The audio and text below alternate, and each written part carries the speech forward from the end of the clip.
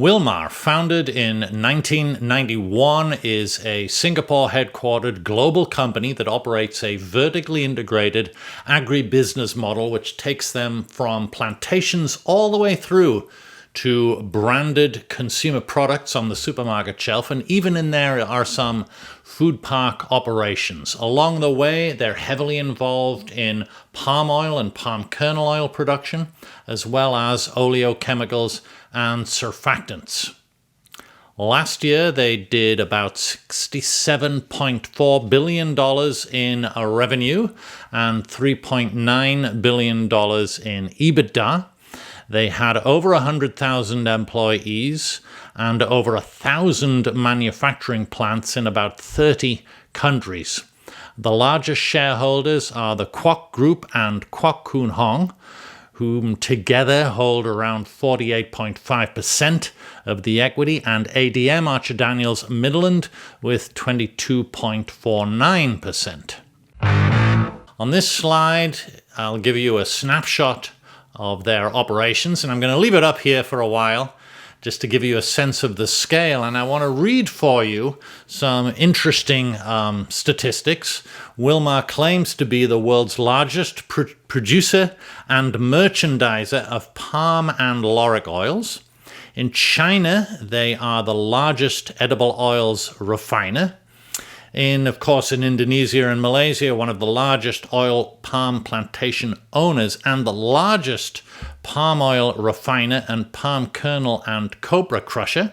In India, they're the largest branded consumer marketer of packed oils. In Africa, they're one of the largest investors in oil palm plantations.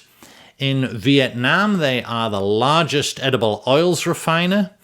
In Australia, they are the largest raw sugar producer and refiner. So a lot of largests there for the operations of Wilmar globally.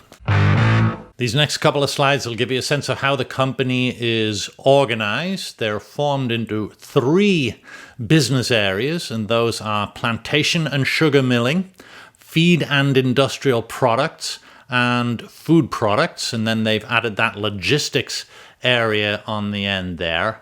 The oleochemicals and surfactant businesses are within the feed and industrial products division.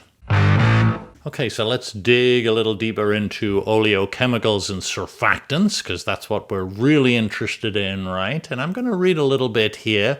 Wilmar claims to have 1/3 of the Asian fatty acids capacity, and within their oleochemicals production network, they have over 20 manufacturing plants.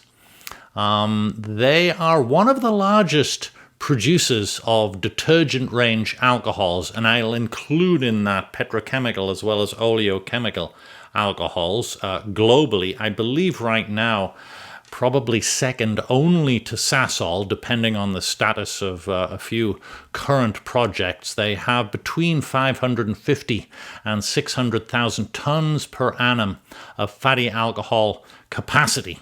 And these Wilmar plants are in Indonesia, China, and the Netherlands, and they run both Davy and Lurgy processes.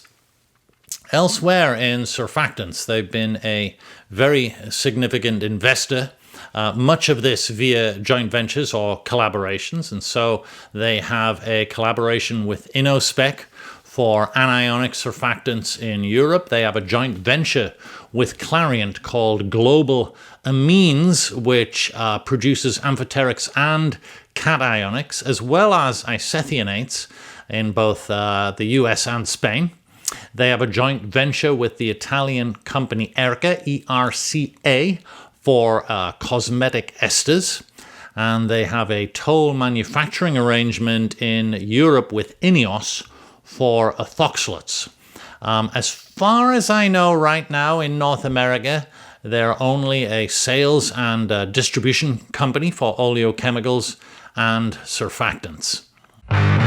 So what does the near-term future look like for Wilmar? They have a stated strategy of continuing to add value to their raw commodities, to add value downstream, and I certainly see continued investment downstream in oleochemicals and surfactants, and of course investment downstream in their consumer branded products, including in the US, where they have a product, a cooking oil in the Costco stores. I also see continued investment in the plantation business, particularly in Africa, some new frontiers, new acreage there in Western Africa, and also continued investment in improving and increasing fresh fruit bunch yields in their existing plantations in Indonesia. And so that's it for Wilmar. I hope you have found this interesting. Thanks again for listening.